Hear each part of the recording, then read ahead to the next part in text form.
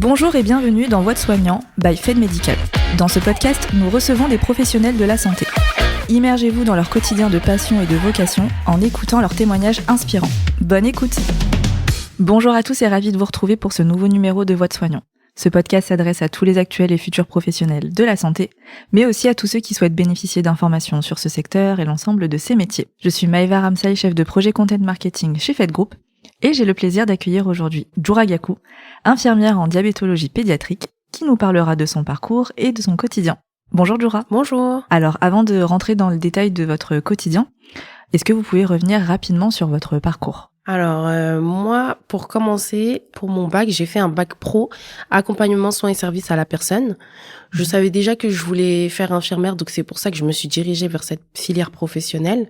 Ensuite, j'ai postulé sur Parcoursup à plusieurs écoles et j'ai été prise dans un institut de formation en soins infirmiers où j'ai fait mes 3 années et où j'ai obtenu mon diplôme il y a 1 an et demi. Okay. Ensuite, du coup, j'ai fait un stage. Du coup, on appelle ça le stage pré-professionnel qu'on fait à la fin de nos 3 années de d'IFSI, où ça s'est très bien passé. Et donc, du coup, j'ai signé directement dans le service où j'étais en stage. Donc, du coup, le service de diabétologie pédiatrique. Et voilà. Ok.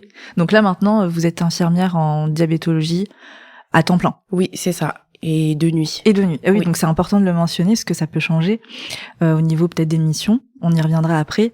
Est-ce que vous pouvez m'expliquer ce qu'est la diabétologie pédiatrique ? Donc, la diabétologie pédiatrique, c'est tout ce qui va être en lien avec le diabète.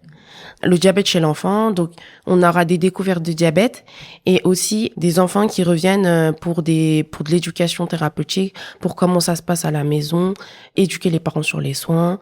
Donc c'est à peu près ce que c'est la diabétologie pédiatrique chez l'enfant. En tout cas, c'est comme ça que ça se passe. Ok. Et donc vous traitez tous les types de diabète ? Le diabète de type 1, de type 2 ? On fait tous les types de diabète de type 1, diabète de type 2. Après, il y en a d'autres, parce qu'il y a vraiment énormément de diabète, mais qui sont un peu plus rares. Donc, du coup, faut vraiment aller loin pour essayer de les expliquer. Ok. Non, bah alors peut-être qu'on peut parler de vos missions, ça nous permettra de savoir comment vous prodiguez vos soins. Alors, de nuit, nous, nos missions, c'est...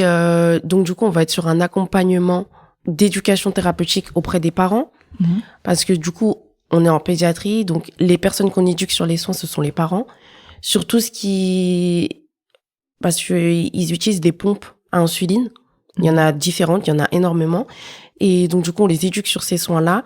Quand les enfants commencent à atteindre l'adolescence, on commence aussi à les éduquer. Les parents sont un peu moins présents. La différence qu'il y a par rapport à chez l'adulte, c'est que nous, de nuit, en tout cas en pédiatrie, un parent a droit de dormir directement à l'hôpital.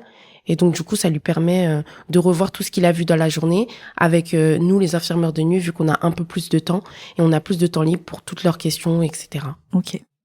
Et en termes de pratique, est-ce que, je sais pas, vous pouvez faire des prises de sang ou autre Oui, alors nous, en général, les prises de sang, on les fait très tôt le matin, c'est-à-dire vers 6h, 6h30, pour déjà essayer d'aider nos collègues de jour. Et aussi parce qu'il y a des prises de sang qu'on doit faire à jeun avant que les enfants aient mangé. Ok.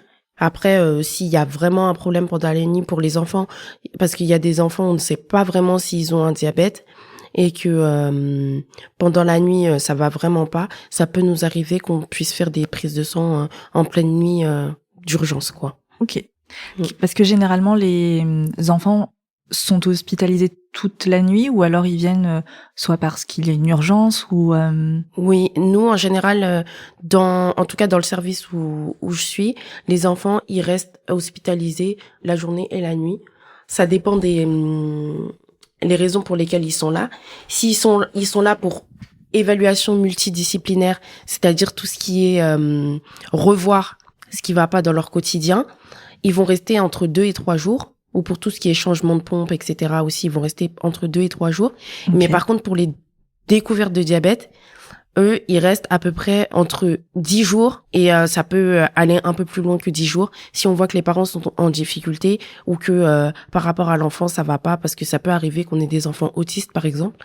Et là, on essaye de trouver des petites alternatives pour voir comment ça va se passer à la maison. Ok, donc effectivement, oui, il y en a certains qui peuvent arriver pour une journée ou d'autres qui ont un réel suivi sur plusieurs jours. C'est ça.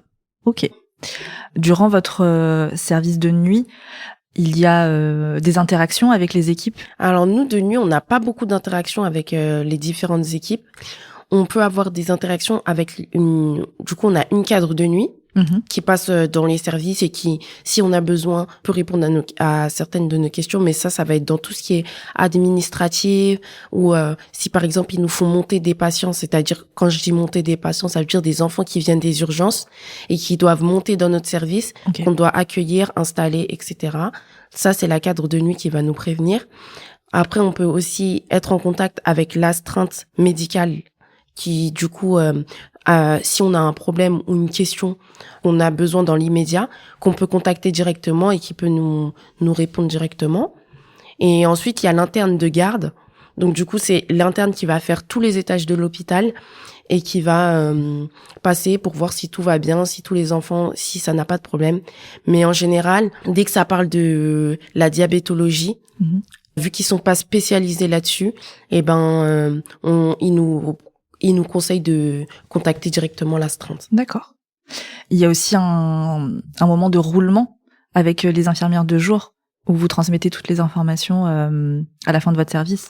Oui, c'est ça. Ça veut dire que du coup, une fois que notre nuit est terminée, donc du coup le matin, c'est là qu'on va faire nos transmissions à l'équipe de jour pour qu'elles aient toutes les informations sur les patients et que elles aussi, du coup, quand le soir, nous, on arrive, elles nous font des transmissions. Donc, du coup, nous, c'est transmission orale et écrite sur l'ordinateur et orale aussi. Ok. Tout à l'heure, vous m'aviez évoqué, donc, un des parents avait le droit de rester sur place la nuit pour dormir avec leur enfant. Quel est votre rôle au sein de la famille? Comment vous les accompagnez? Alors, pour les familles, donc du coup, il y a un parent qui reste. En général, jusqu'à 20h, il y a les deux parents. Mais après 20h, un des parents s'en va. Et on peut garder les deux parents jusqu'à 20h parce que en fait, il y a le repas du soir. Et sur le repas du soir, on essaye d'autonomiser les parents pour leur retour à domicile. Ça veut dire qu'on va les accompagner dans comment faire les soins, dans quel ordre faire les soins, pour que quand ils arrivent à la maison, ce soit plus facile pour eux et que ils se retrouvent pas en difficulté. Après, on leur explique bien que même s'ils sont à la maison, ils seront jamais tout seuls. Ça veut dire que nous, le service, c'est 7 jours sur 7, 24 heures sur 24. S'ils peuvent appeler à 4 heures du matin, ils appellent à 4 heures du matin. Ça, on leur explique bien. Il y en a qui ont peur d'appeler. Ouais, parce qu'ils osent pas, etc. Ils se disent, il est 4 heures du matin. Sauf que nous, on travaille de nuit. Donc, du coup, en fait, on est réveillés et on est là pour ça, justement. Au niveau des enfants aussi, on va être sur tout ce qui est, on les éduque aux soins. Parce que maintenant, on fait de l'insuline fonctionnelle.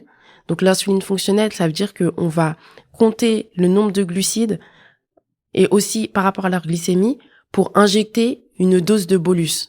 De bolus, c'est une dose d'insuline rapide. D'accord. Donc, ça veut dire que les enfants sont un peu plus libres de manger ce qu'ils veulent. Ah oui, effectivement, comme on se le disait en off, avant, c'était peut-être un peu plus, pas contrôlé, mais en tout cas, ils faisaient plus attention, alors que là...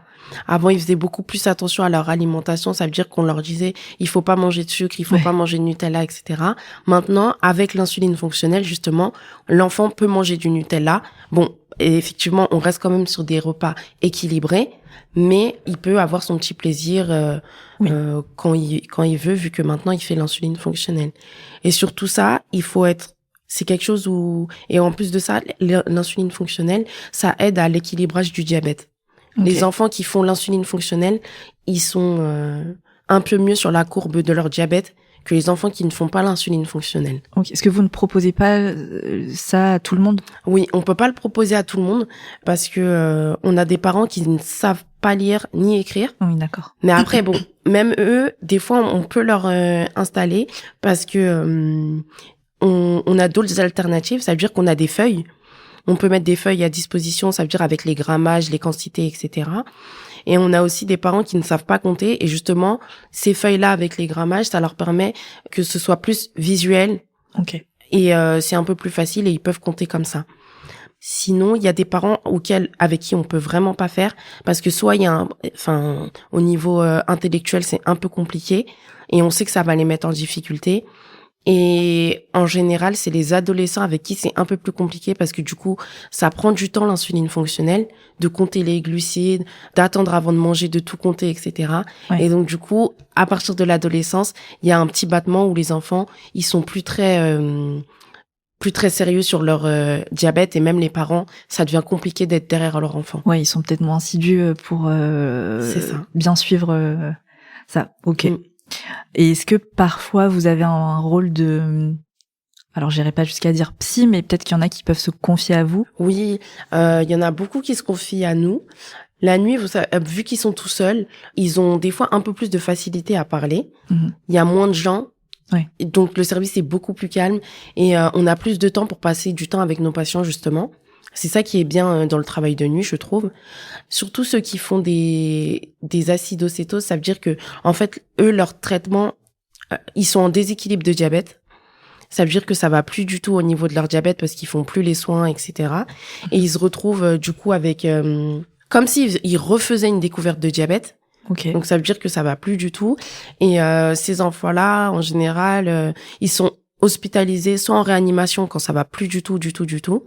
Et quand ils reviennent de réanimation, là, ça leur met vraiment une claque et c'est là qu'ils se confient. Ils disent oui, c'est vrai que j'étais fatiguée, j'en avais marre, c'était compliqué. Et après, on essaye de les rassurer et de leur dire à quel point c'est important de faire les soins parce que là, cette fois-ci, ça a été, mais ça peut être plus grave, quoi.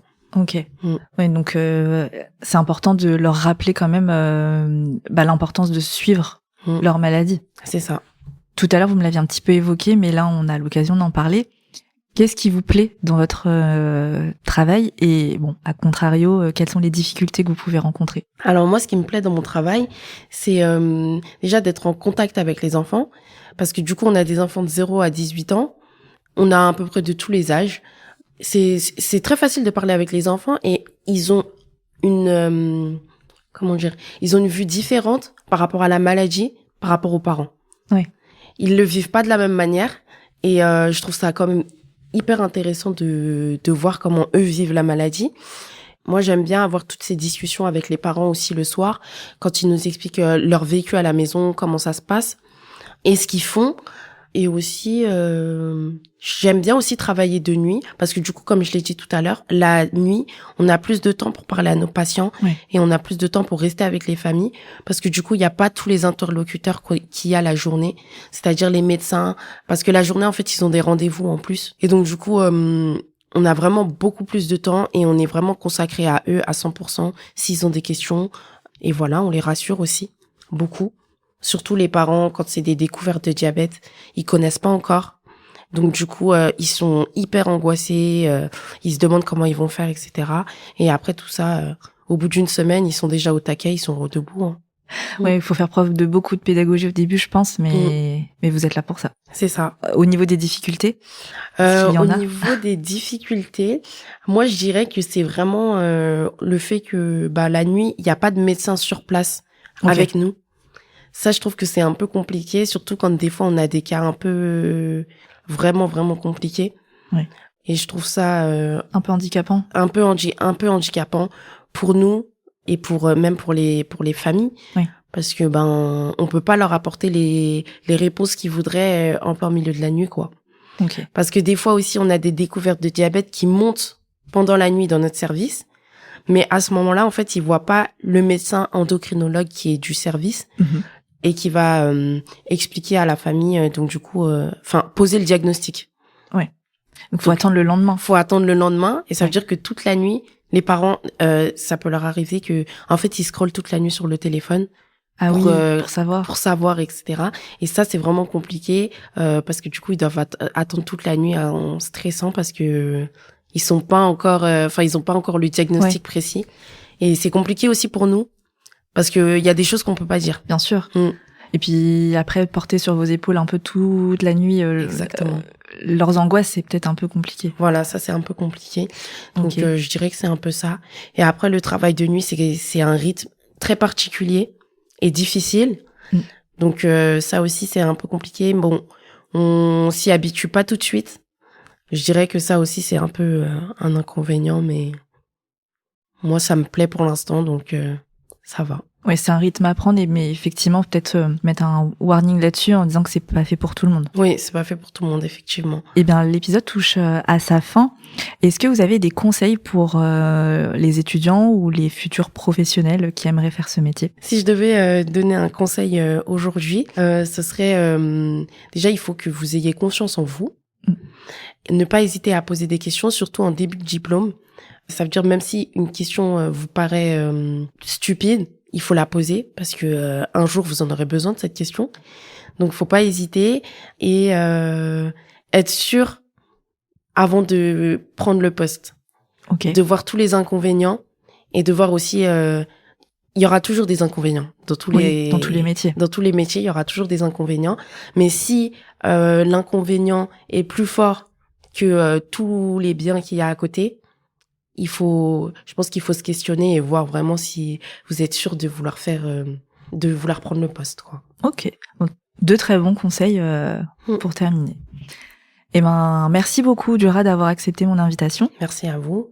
Je suis ravie d'avoir permis à nos auditeurs de vous découvrir et d'en apprendre plus sur le métier d'infirmière en diabétologie pédiatrique. Pour ma part, je vous donne rendez-vous très prochainement pour un nouvel épisode. À bientôt. Merci pour votre écoute. Nous espérons que ce temps de partage vous a plu. Abonnez-vous pour plus d'histoires professionnelles et de témoignages enrichissants. Suivez-nous sur LinkedIn et retrouvez nos offres d'emploi sur notre site carrière fed-group.fr.